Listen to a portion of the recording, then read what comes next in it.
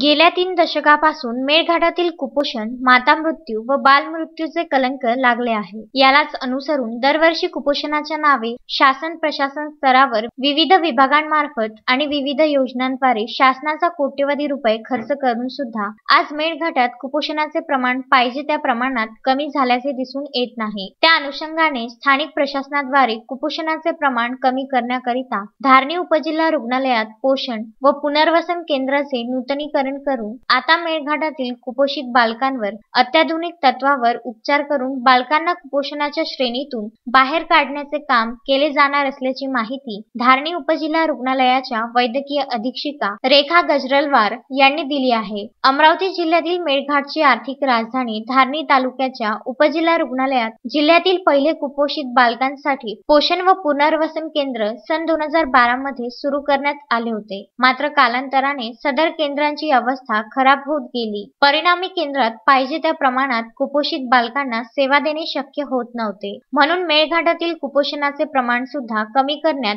संबंधित प्रशासन अपयशीच ठरत होते. यालाच अनुसरून सहाय्यक जिल्हाधिकारी मिताली सेठी यांनी प्लॅन इंडिया या खासगी संस्थेला धारणी उपजिल्हा रुग्णालयातील पोषण व पुनर्वसन केंद्रास दत्तक घेण्याबाबत सांगितले व प्लॅन इंडियाद्वारे उपजिल्हा रुग्णालयातील पोषण व पुनर्वसन केंद्रास अत्याधुनिक रूप देऊन त्याचे नूतनीकरण करण्यात आले आहे. ज्यामध्ये 10 बेडची सुविधा असून एका महिन्यात 20 बालकांना उपचार देऊन त्याचे वजन वाढवून त्यांना कुपोषण श्रेणीतून बाहेर काढले जाणार असल्याची माहिती प्राप्त झाली आहे. या उद्घाटन सोहळ्यामध्ये जिल्ह्याचे शल्यचिकित्सक डॉक्टर श्यामसुंदर निकम, धारणी प्रकल्प अधिकारी डॉक्टर मिताली सेठी, तहसीलदार अतुल पटोले प्रमुख पाहुणे म्हणून उपस्थित होते. तर आमदार डॉक्टर रामदास आंबटकर, माजी आमदार प्रभुदास भिलावेकर, लक्ष्मीकांत उर्फ आप्पा पाटील यांच्याकडून धारणी उपजिल्हा रुग्णालयाकरिता 3 ऑक्सिजन कॉन्सन्ट्रेटर म्हणून भेट देण्यात आले. कार्यक्रमाचे औचित्य साधून डॉक्टर मिताली सेठी यांनी कोरोना योद्धांचे सत्कार केले.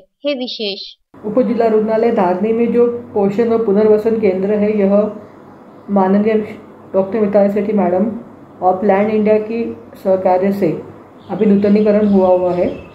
मैं सभी पीएचसी और के मेडिकल ऑफिसर्स, आंगनवाड़ी सेविका, आशा, एएनएम सबसे अनुरोध करूंगी कि अभी आपके कार्यक्षेत्र में जो कुपोषित बालक है उन्हें इलाज की ज़रूरत है, उन्हें पोषण की ज़रूरत है, उन्हें आप एसडीएच में रेफ़र कीजिए ताकि उनका पोषण अपन सुधार सके और मेळघाट का कुपोषण हम दूर कर सकें। तस्मीन शेख, सुलेमान मेमनसह जुगल किशोर जयस्वाल, विदर्भ न्यूज, धारणी।